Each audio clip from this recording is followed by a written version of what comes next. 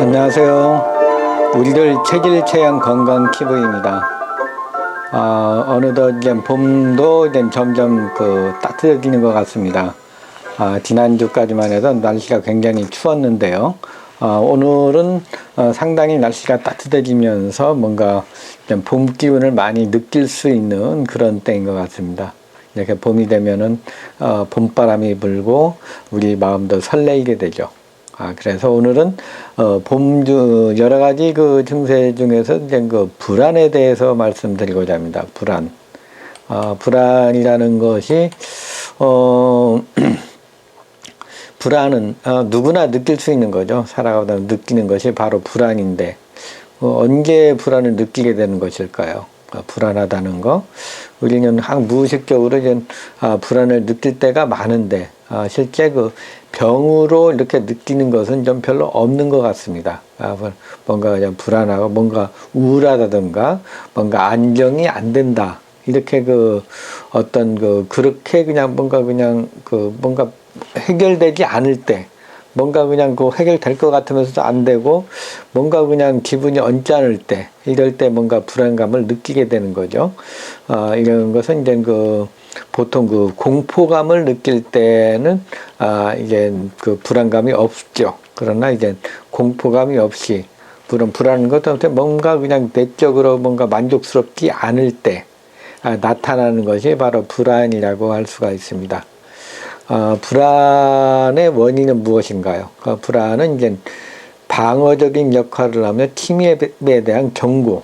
그러니까 어떤 상황이 되었을 때 이것을 딱 그냥 어떤 걸 알지 모르지만은 뭔가 그냥 이제 어떤 위험에 대해서 이제 어떤 예고해 준다고 할 수도 있습니다.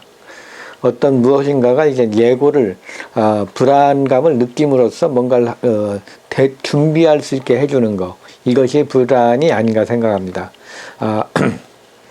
만약 어떤 위험한 상태가 그냥 탁 눈앞에 왔다면은 이것은 불안이 아니죠. 이건 불안이 아니고 공포라고 할 수가 있습니다. 공포감에 사로잡혀가지고 꼼짝을 못한다든가 어떤 대처를 못하는 그런 상황이 되는데 그 전 단계에서 뭔가 이게 자기가 취할 수 있는 여건이 있을 때, 준비가 되어 있을 때 이것이 바로 불안이 아닌가 생각합니다. 불안에 대해서는 어떤 종류가 있을까요? 여기서 말씀드리는 얘기는 주로 이제 프로이트의 정신분석, 라캉의 정신분석 등의 내용과 사상 체질 의학적인 그런 내용을 중심으로 말씀드리고 있습니다. 먼저 이제 이 불안에 대한 것은 어떤 것이 있을까? 이 불안. 먼저 한번 불안을 한번 생각해 보실까요? 이제 보통 불안이라고 하면은 이제 어째 마음에서 오는 건가요? 뇌에서 오는 걸까요? 일단 어느 게 뒤다고 충분히 얘기할 수는 없습니다. 그러나 이제 감성적으로 온다면 어때 심장에서 온다, 마음에서 온다. 이런 얘기를 하고 있고요. 또 이제 이것을 좀 과학적이나 의학적인 관점으로 본다면 이것은 이제 뇌에서 온다. 근데 우리가 느낄 때 마음에서 오든 뇌에서 오든 이것은 이제 잠재의식적인 그런 것이 아닌가 하는 그런 생각이 듭니다. 아직 정확하게 뭐다 이렇게 밝혀지진 않았어도 이 마음에서 올 건지 아니면은 이게 뇌에서 오는 건지 이것은 어느 것이든 상관이 없습니다. 그러나 우리 실제 해부학적으로 본다면 심장은 마음이다, 심장이다 이렇게 얘기하지만 이것은 실제적으로는 염통이죠. 염통. 심장이 피를 모았다가 전신에 뿌려주는 이런 것을 쭉 해주는 것이 이제 심장이고, 그리고 이제 심포라는 그런 개념도 있죠. 한의학에서 본다면 이 심장이라는 개념은 어떤 마음적인, 어떤 무의식적인 그런 개념이 더 많다고 할 수가 있습니다. 그래서 이 마음이라는 것은 어떤 면에서 보면 뇌에서 말하는 어떤 그런 것일 수도 있고, 심이라는 것은 마음이라는 것으로서 어떤 특정한 어떤 해부학적인 염통은 아니죠. 한방에서는 이제 이 해부학적인 염통, 심장을 피를 모았다가 내보내주는 것은 이건 바로 이제 심포의 개념으로서 설명을 했습니다. 이 심정을 싸고 있는 포다. 이것은 이제 심포란 그런 개념이었고, 이제 마음, 불안하거나 잠재의식적인 무의식, 의식, 이런 거에 관련된 것이라고 한다면은, 이게 그 힘이라는 그런 개념. 그래서 한방에서는 심장은 군주기관이라 그랬죠.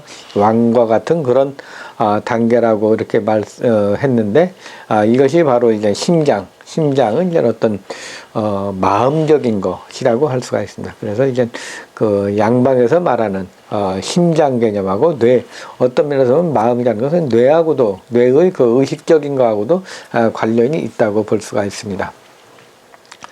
그렇다면 이제 불안에 대해서는 어떤 종류가 있을까요? 그러니까 불안은 가장 먼저 이제 누구나 느낄 수 있는 것은 이제 현실적인 불안이죠. 불안. 혼자 어떤 그 산속을 간다든가 어두운 밤길을 걷는다든가 이렇게 되면 이제 항상 불안을 느끼게 되죠. 또 이제 그 밤길에 가는데 야생 동물이라는 뭐 이제 밤에 이제 뭐 부시럭거리는 소리가 났을 때 이걸 당연히 불안을 느끼게 되고요. 또 이제 거대한 동물이 눈앞에 나타났을 때 당연히 불안을 느끼게 되는 거죠. 그리고 이제 이런 그 외부적인 그런 것도 있고, 또 이제 어떤 경제적인 문제에 있어서도 불안을 많이 느끼게 됩니다.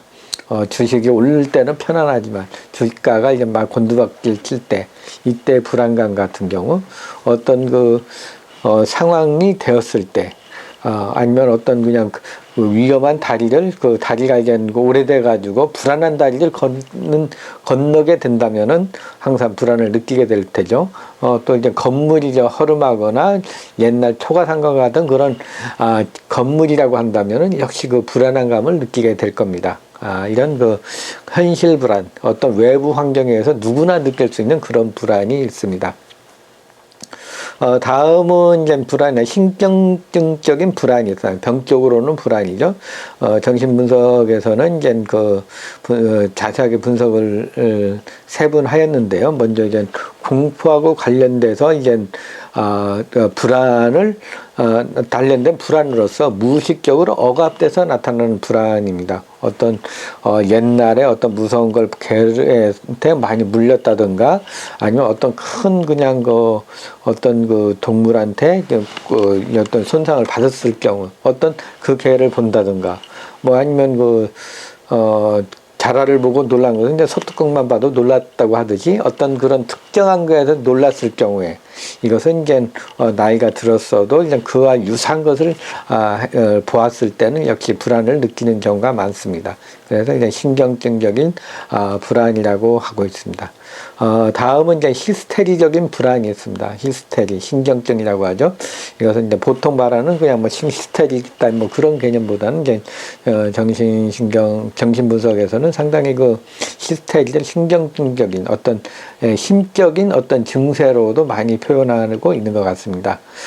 과거에 억압된 정동이 어떤 그 분노라든가 화난 것이 있는데 특정 조건 없이 나타나는 불안이죠. 어떤 외상이나 놀램이나 어떤 아주 그냥 참을 수 없는 그런 손상을 입었을 경우 이 기억은 이제 뇌에서는 이것을 억압을 하게 되죠. 억압을 하면은 그 머릿속에서는 아주 그냥 기분 나쁜 것은 지워지는데 그때의 감정, 어떤 화난다든가 불안하다든가 하는 그런 정신적인 갈등은 그대로 남아있게 됩니다.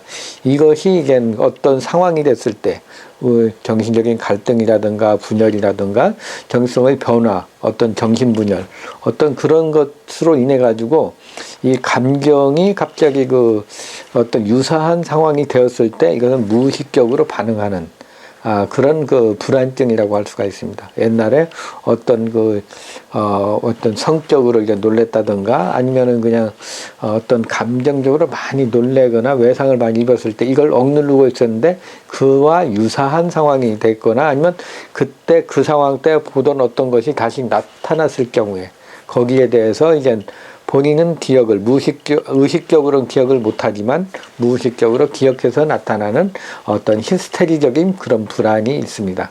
이런 불안도 이제 당연히 이제 어떤 불안이 나타나는데 이것은 어떤 문제가 해결되지 않으면은 그것을 이해하지 못한다면 언제든지 이거 다시 나타날 수 있는 그런 불안이라고 할 수가 있습니다. 다음에는 이제 리비도에 관련된 불안이라고 할 수가 있죠. 리비도. 상당히 좀 이해하기가 쉽지가 않은 분야더라고요. 자에 대한 불안으로. 그러니까, 정신분석에 말하는 초자,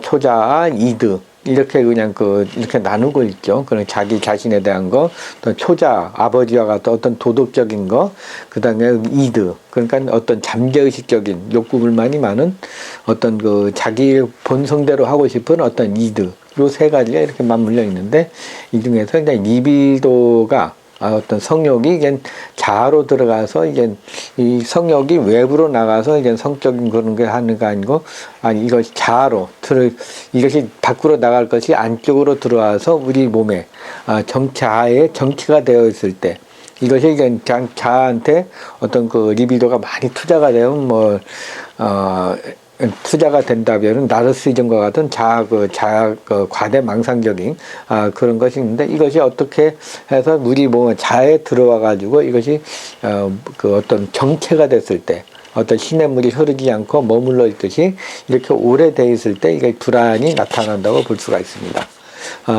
여기 이제 일종 정신분석에서는 포도주가 오래돼가지고 오래돼서 이제 변화가 되면은, 그러니까 변하게 되면 식초가 되는 것 같은 그런 상황. 그러니까 리비도가 어떤 해결이 안 되고 뭉쳐 있을 때, 이것이 식초와 같이 되는 것이 바로 이제 불안이라고 할 수가 있습니다. 이것은 이 불안, 여기서 이제 리비도, 프로이트의 리비도에서는 이제 이런 불안의 개념을 이제 성적 욕망과 대체가 될 수가 있는데요. 이게 성적 욕망이 해결이 안 되는 경우, 이런 경우에 이제 리비도가 축적이 되고, 이것이 축적이 되면 이것이 불안으로 나타난다고 그랬습니다.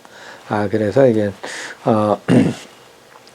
어떤 성적 욕망이 이제 해결이 안 되는 거죠. 어떤 남녀 관계에서 성행위를 했는데, 그래서 어떤 성행위에서 이제 충분하게 만족이 된다면은 이것이 해결이 안 되는데, 성교를 하다가 중단을 해서 불만족이 된다든가, 어떤 종교적이라든가, 어떤 상황이 돼가지고 금욕적인 생활을 한다든가, 어떤 이렇게 성적 불만족이 계속 쌓이는 경우, 어떤 성적 에너지를 이제 방출하지 못할 경우, 또 이제 종교적으로 이제 종교 생활을 하다 보면은 이것을 우리 몸에 쌓아두는 성적인 것을 해결하지 못하는 경우, 아니면 이제 발기불능이 된다든가, 아니면 또 어떤 경우에 피임을 계속 하는 경우에 이것이 이제 잠재의식적으로 위축이 되면, 축적이 되면 이것이 불안이 만들어진다고 그랬습니다.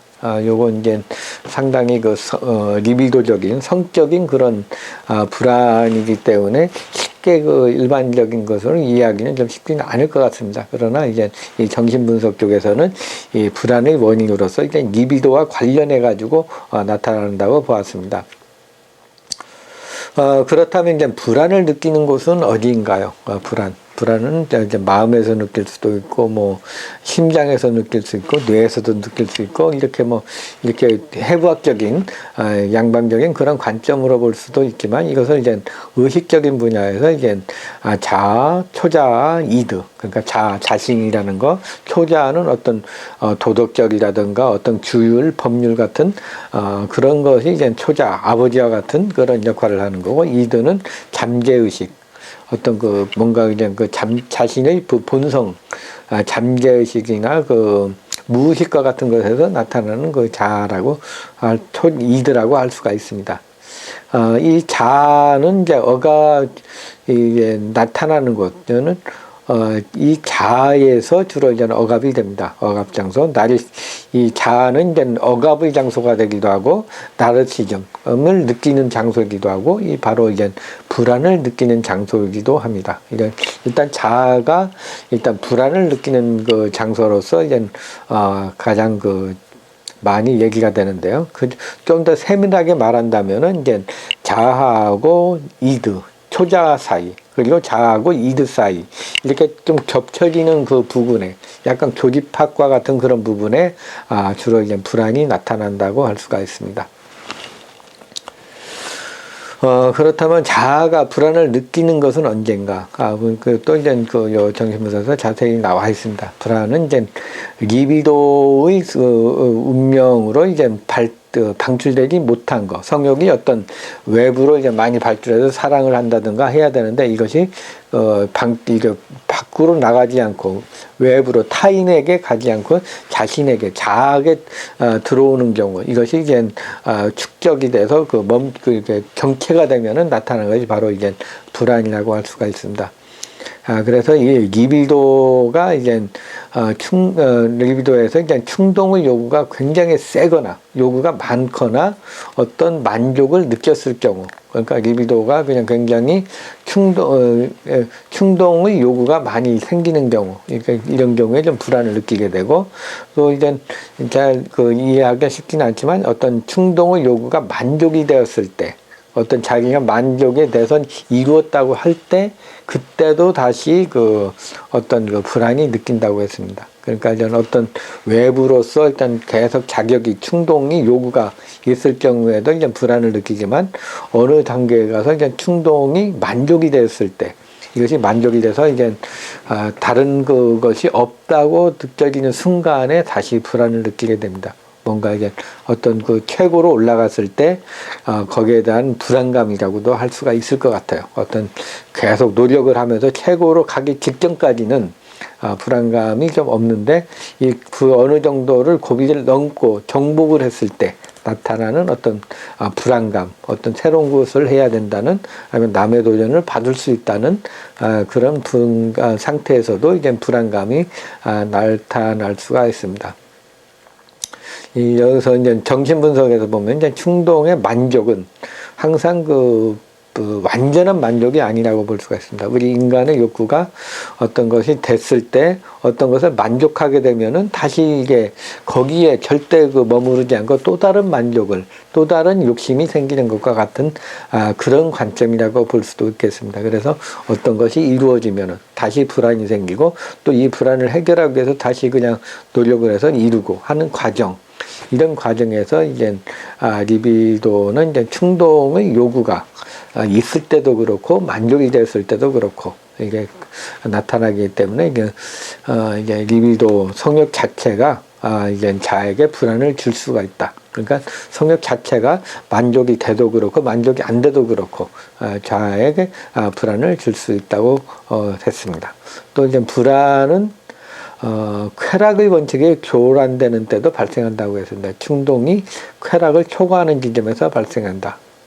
이것도 이제 쾌락, 죽음 충동하고도 많이 관련이 되는데요. 자아는 이제, 우리 인간은 이제, 어떤 특정한 선에서, 일반적으로는 이제 적정한 선에서 쾌락을 즐기게끔, 느끼게끔 되어 있는데, 그러나 이제 이 쾌락의 한계를 넘어가는 경우, 이렇게 넘어가게 되면 그때 이제 충동의 만족이나 요구가 모두 이제 쾌락의 원칙을 교란시키면서 불안을 느끼게 됩니다. 그래서 어떤 쾌락의 원칙을 어떤 인간이 알 수 있는, 우리가 기본적으로 생각하는, 의식적으로 생각하고 있는 쾌락의 원칙을 어느 정도까지는 계속 느끼는데 이것을 넘어가는 경우, 그런 경우에 이제 불안을 느낀다고 했습니다. 또 충동의 과잉이나 상실로 인해서도 불안이 나타난다고 해서, 과잉 시에는 박해불안인 것이 있는데, 어떤 상대를, 어떤 대상을 향해서 공격을 계속 하다 보면은 그 대상으로부터 다시 이렇게 공격을 받을 수 있다는, 어떤 받을 수 있다는 불안감에 의해서 나타나는 박해불안이 있고요.